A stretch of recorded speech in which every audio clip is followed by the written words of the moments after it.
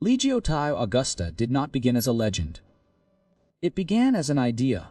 Rome's most dangerous invention, disciplined violence, organized into a machine that could march, build, fight, and endure longer than any enemy believed possible.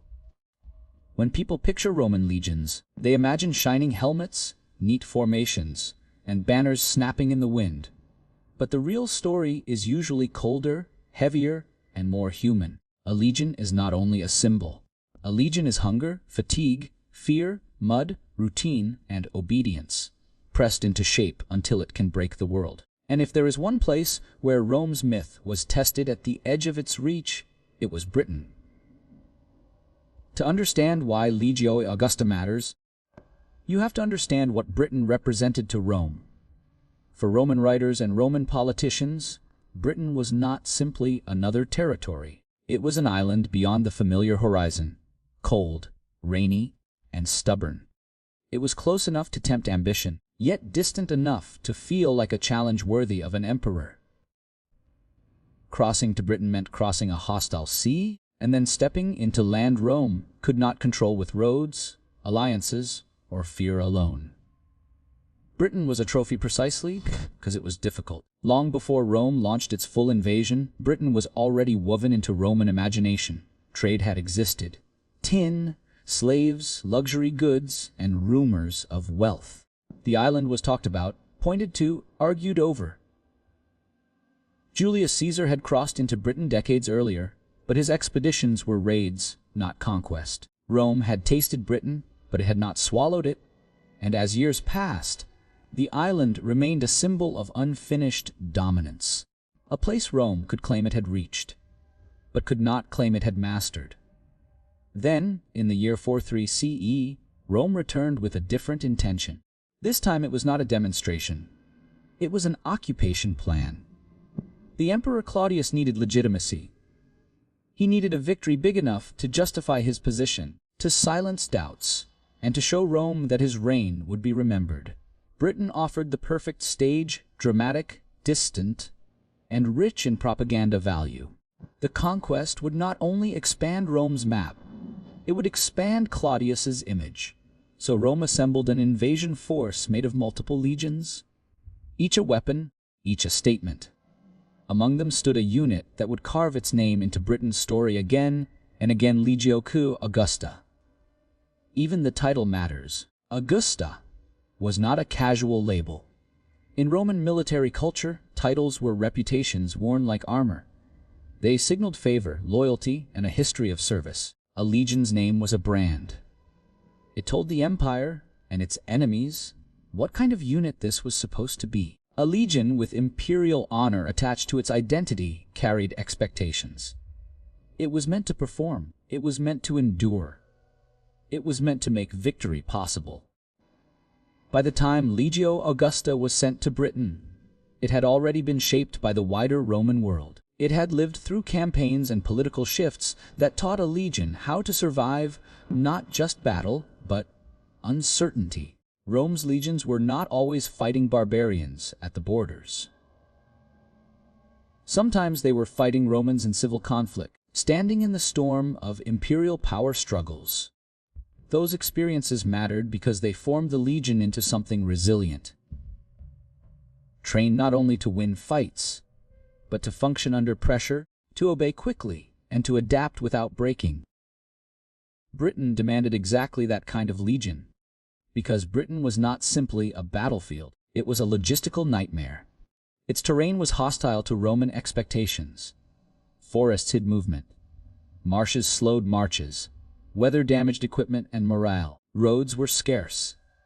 And, most importantly, Britain was fragmented. That sounds like weakness, but it creates a different type of danger. A single united enemy can be faced and defeated. Fragmented enemies create endless resistance, ambushes, raids, sudden alliances, betrayals, and attacks that come from places you didn't even know existed. This is why Rome did not conquer with bravery alone. Rome conquered with organization. Its greatest weapon was not the sword. It was the system: engineers, supply lines, fortified camps, standardized equipment, and discipline so strict it could turn farmers into soldiers capable of surviving thousands of miles from home. A Roman legion could march through unfamiliar lands, build a camp before nightfall, and wake up with defenses already set. It could fight, then build, then fight again. That repeatability was Rome's true power. So, when Legio II Augusta stepped into the conquest of Britain, it was stepping into a role larger than any single battle. This unit would not only clash with enemy warriors. It would help lock down geography. It would help turn invasion into permanence. The invasion force crossed the channel and landed in a world that did not welcome them. The Roman governor Aulus Plautius led the campaign, and the early phase needed speed. Rome had to break major resistance before Britain's tribes could unite.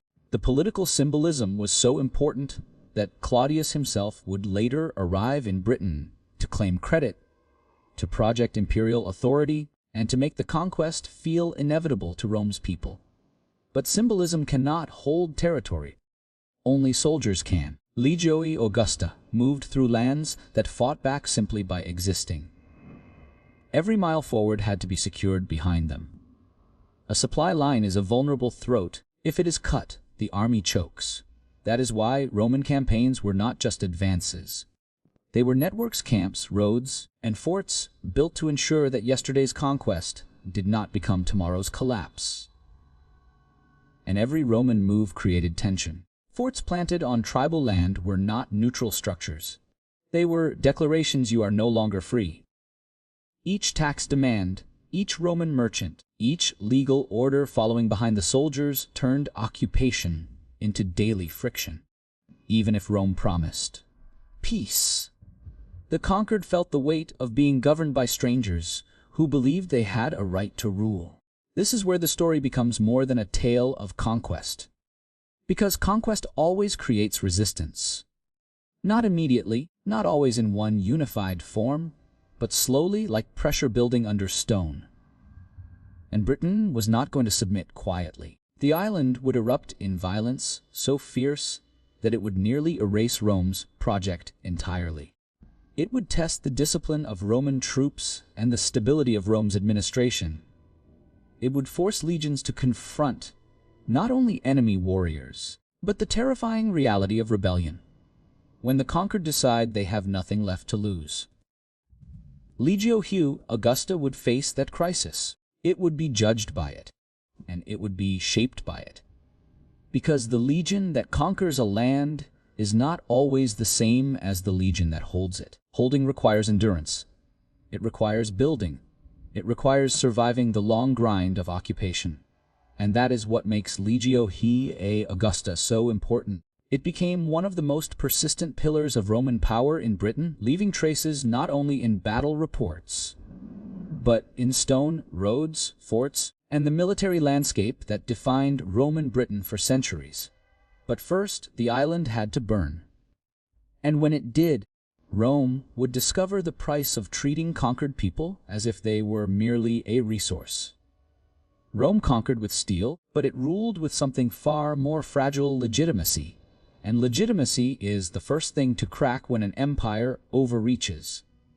In Britain, overreach was not a mistake. It was often policy, wrapped in arrogance, protected by distance, and justified by the old Roman belief that conquered people existed to serve Rome's needs. After the invasion, Roman power spread like a net. Camps became forts. Forts became permanent bases. Roads began to appear where none had existed, drawn across the landscape like straight lines of control. Roman officials arrived behind the soldiers, bringing law, taxation, and administration. Merchants followed, eager to profit from a new province. And local leaders, some willingly, some reluctantly, began to navigate the new reality, either cooperate with Rome or face what happens to those who resist. Rome had a method for this. It rarely tried to crush every local structure at once. Instead, it recruited local elites into the system. It turned kings into clients, chiefs into administrators, and tribal influence into Roman-aligned power. This was clever. It gave Rome control without needing infinite troops. But it also carried a hidden danger when Rome dishonored those local elites. It created betrayal with explosive force. One of the most dangerous examples was the kingdom of the Iceni in eastern Britain. The Iceni were not initially Rome's fiercest enemy. Their king, Prasutagus, had lived as a client ruler under Roman authority, trying to balance Roman demands with local stability. Like many client kings, he understood the reality Rome was stronger, and survival meant compromise. But compromise only works if both sides respect the arrangement. When Prasutagus died, the tension that had been held in place by his authority snapped. The question was simple: would Rome honor the client kingdom and protect the king's family, or would it seize everything? Rome chose seizure. Roman officials moved in and treated the Iceni as if the agreement no longer mattered. Property was taken. Local nobles were humiliated. And, according to Roman sources, Prasutagus' wife, Boudica, was subjected to brutal public punishment. Her daughters were violated. Whether every detail is recorded with perfect accuracy or shaped by Roman authors, the meaning of the story is unmistakable. Rome's administration crossed a line that turned resentment into something far more dangerous. Because when a society feels dishonored beyond repair, it stops calculating risk. It stops asking, can we win? It starts asking, how much damage can we do before we die? Boudica became the symbol of that shift. She was not just a rebel leader. She became a moral spark that could unite tribes that normally competed with each other. In a fragmented land like Britain, unity was rare. But humiliation can do what diplomacy cannot. It can create a common enemy. And once a common enemy is created, rebellion becomes contagious. The uprising spread rapidly, and it did not target Roman armies first. It targeted Roman presence, the towns, the settlements, the symbols, because the rebels were not only fighting for land. They were fighting for dignity. One of the first major targets was Camulodunum, a Roman colonia, essentially a settlement where Roman veterans and institutions were concentrated.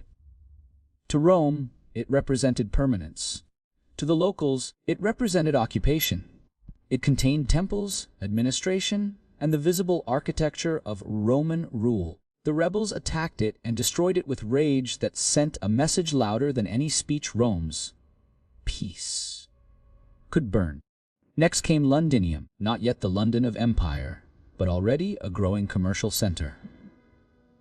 The Roman governor, Suetonius Paulinus, assessed the crisis and made a cold calculation. Londinium could not be defended. It was abandoned to save the army. The rebels entered and destroyed it. Then came Verulamium, another Roman settlement, and it too was burned. Roman accounts speak of enormous casualties, tens of thousands. Numbers in ancient sources can be exaggerated, but even if you discount them, the scale of violence was unmistakable. This was not a riot. This was a wave meant to wipe out Roman presence and erase the illusion of Roman inevitability. For Rome, this was humiliation. Empires sell an image of control. When towns burn, that image collapses. When settlers die, fear spreads. When roads become unsafe, trade stops. When local alliances crumble, the province becomes unstable. And that is when Rome did what it always did in crisis. It called its legions. Suetonius needed reinforcements. He needed Rome's invasion force to concentrate into a single punch. The rebellion was too large to be managed by scattered garrisons. The governor called for Legio II Augusta. This is where Legio II Augusta enters the story in a way that is both controversial and revealing. According to historical accounts, the legion's commander at the time, Poenius Postumus, did not bring the legion to join Suetonius. The reasons remain debated. Was it hesitation? Confusion? Delay? Poor leadership? Whatever the cause, the result was serious. Suetonius faced the crisis without one of the legions he expected to have at his side. This absence became scandal. For Roman military culture, obedience was sacred. A legion that failed to respond could be seen as failing Rome itself. Later accounts say Postumus took his own life in shame. unable to live with the disgrace of not having joined the decisive confrontation. Whether this detail reflects strict historical truth or Roman moral storytelling, it reveals how Rome framed the event. The empire could forgive mistakes, but it could not forgive the stain of disobedience. Yet something else matters here, something that tells you how Rome really functioned. Even if an individual commander fell, the legion remained useful. Rome punished individuals, not institutions. Because institutions are tools, and Rome never threw away a tool it still needed. LEGIO Augusta continued to serve in Britain for generations. Its long presence suggests that whatever happened during Boudicca's rebellion did not destroy imperial trust in the legion itself. A commander could be replaced, a reputation could be repaired, a legion could return to work. And after Boudicca, the work became even heavier. Because the rebellion taught Rome a lesson it never forgot: conquering a land is easier than ruling it. The rebellion forced Rome to harden its grip. It demanded more forts, more garrisons, and more pressure on regions that might become future centers of resistance. Rome's strategy shifted from confidence to control. This is where the West became crucial. Wales, with its difficult terrain and fierce communities, could become a sanctuary for resistance. The Roman mind saw sanctuaries as poison. A sanctuary allows rebellion to survive, to regroup, to become a long war rather than a single uprising. So Rome pushed into Wales with legions that could build, hold, and punish. LEGIO II Augusta became central to this militarized expansion. In the West, the legion would be involved in campaigns and the establishment of military bases designed to anchor Roman control. Fort lines were not built for comfort. They were built to send a message: Rome is staying. A fort is psychological warfare. It tells the local population that even if you win a raid, you cannot remove the system. The system is layered roads, supply lines, reinforcements, and a network of stone that outlasts a single battle. That is why Rome could recover from disasters. Rome could lose towns, lose settlers, lose men. But as long as its legions remained organized and its infrastructure continued to expand, it could rebuild control. Boudicca's rebellion ended in Roman victory, but it left a scar in the empire's memory. It reminded Rome that the conquered are not naturally loyal. They can be pushed into rage. And once they are pushed into rage, they can burn your province to the ground. So Rome responded as empires always respond after trauma, with more military presence, more surveillance, and more construction. And LEGIO II Augusta was about to become one of the most important instruments of that response. Not only through battle, but through the long transformation of Britain into a militarized Roman province. The next part of the story is less about fire and more about stone. Because once Rome decided it would not lose Britain, it began to build Britain into a place where rebellion could be contained, controlled, and punished quickly. That is where LEGIO II Augusta's legacy becomes visible. In forts, in roads, in bases, and in the fingerprints the legion left across an island it helped conquer. After Boudicca's rebellion, Rome did not simply rebuild what was burned. It rebuilt its entire approach. The empire had learned, painfully, that Britain could not be treated like a quiet province. It was a frontier, and frontiers require a different kind of power. Not the power of a single victory, but the power of permanence. This is where LEGIO II Augusta's story becomes less like a dramatic battle narrative and more like a documentary about how empires actually work. Because Rome's greatest strength was never only its ability to fight, it was its ability to stay.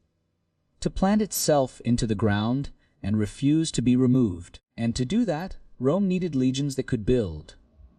A Roman legion was a moving fortress. Wherever it went, it could create order from chaos, dig trenches, raise ramparts, lay out streets, mark boundaries, and turn unfamiliar land into something measurable. The Roman mind loved straight lines, not just because they were efficient, but because they were symbols. A straight road through wild terrain is Rome announcing, "This land now bends to our system." LEGIO II Augusta became one of the major instruments of this transformation in Britain. Instead of imagining the legion as a constant battlefield force, imagine the everyday rhythm of occupation. The legionary wakes before dawn. He trains, marches, digs, carries timber, repairs walls, stands guard, drills again, then repeats. Weeks pass with no major battle, but the work continues because the real conquest is not a fight. It is the construction of a reality where Rome is everywhere. And, in Britain, Rome needed to be everywhere. That meant a network of forts, roads, and supply points that could respond quickly to unrest. It meant turning strategic regions into zones of surveillance. It meant forcing the landscape itself to become part of the empire's security system. This is why the legion's long-term bases matter. One of the most famous is Aisca Augusta, modern Caerleon in Wales.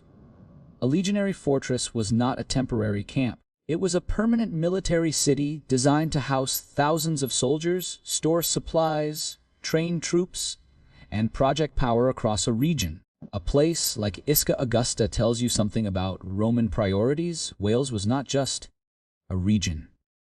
It was a problem to be managed, and Rome managed problems by putting heavy military weight on them. A full legion stationed there meant the empire could strike quickly into hostile valleys, reinforce vulnerable forts, and keep pressure on communities that might resist. And wherever a legion settled for the long term, the surrounding region changed. Merchants arrived to supply soldiers. Craftsmen produced tools and repairs. Farmers adjusted their production to feed the garrison. Small settlements grew into towns. Even without Roman intentions of civilizing, the military machine created economic gravity. This is how occupation becomes normal. Not because the conquered accept it, but because daily life adapts around it.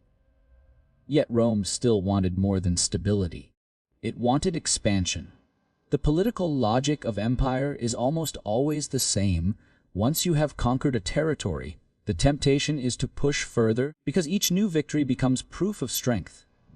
Governors want promotions. Emperors want glory. Rome's leadership wanted to show that Britain could be controlled, not just partially held. So campaigns continued. The Roman frontier pushed northward, beyond the initial conquest zone. The further Rome went, the harsher the terrain became, and the more difficult it was to keep supply lines secure. In these conditions, legions like II Augusta were more than fighters. They were pillars. They anchored the system while political leaders chased victories. And this is where you can see the contrast between Rome's myth and Rome's reality. The myth says Rome conquered with unstoppable force. The reality is that Rome conquered with relentless logistics. In Britain, victory often meant a fort built at the right place, a road cut through hostile land, and a garrison stationed long enough that resistance could not gather strength without being spotted. Britain forced Rome to become a military administrator as much as a conqueror. But even with all this infrastructure, Britain never became completely easy. The island resisted in a way that was slow and exhausting. Raids, ambushes, regional unrest, and the constant tension of the northern frontier meant that Roman Britain always required vigilance. Rome could control towns and roads, but beyond those lines there were spaces that remained less Roman, less predictable, and more dangerous. That danger intensified as Rome pushed toward northern territories that were harder to dominate. The peoples beyond Rome's control were more mobile and less tied to the kinds of urban centers Rome could capture and govern. Rome could fight them, punish them, burn their settlements, but long-term stability remained elusive. When an empire cannot stabilize a frontier through conquest, it usually turns to containment. And containment produces walls. In later decades, Rome would build the most famous symbol of this reality, Hadrian's Wall. Even if LEGIO II Augusta's direct involvement in specific wall sections varies depending on time and deployment. What matters is the strategic shift the wall represents. A wall is not only a defense, it is an admission that the empire is choosing a line it believes it can hold. A wall says, beyond this line is too costly. This is where Roman ambition meets Roman limits. And in Britain, limits mattered because the island was not only distant, it was expensive. Maintaining legions in Britain required constant supply and constant attention. Every reinforcement shipment had to cross sea and land. Every crisis elsewhere in the empire competed for resources. And as Rome's global situation changed, Britain's importance could rise or fall depending on what the center needed. For LEGIO II Augusta, this meant long years of duty in a province that was rarely calm. It meant building, guarding, and responding to threats in a land that did not fully settle into peace. It meant being an instrument not just of conquest, but of the long occupation that followed. An occupation changes a legion too. Over time, the legion becomes part of the province's identity. Soldiers recruit locally, veterans retire nearby, families form around forts. The army becomes less like a foreign force and more like an entrenched institution with roots in the land it once invaded. This is why LEGIO II Augusta's traces appear in inscriptions and stamps on building materials. Rome was obsessed with record and identity. Units marked their work. They commemorated service. They left proof. And that proof is what allows the legion's story to survive, even when the details of daily life have vanished. But nothing stays stable forever. As centuries pass, even the best built system begins to strain. The empire changes. Threats shift. Resources become tighter. Political crises grow sharper. And the far provinces, like Britain, begin to feel the pressure first. Because the edge always cracks before the center. So, as LEGIO II Augusta continues its long service, the question quietly begins to form: what happens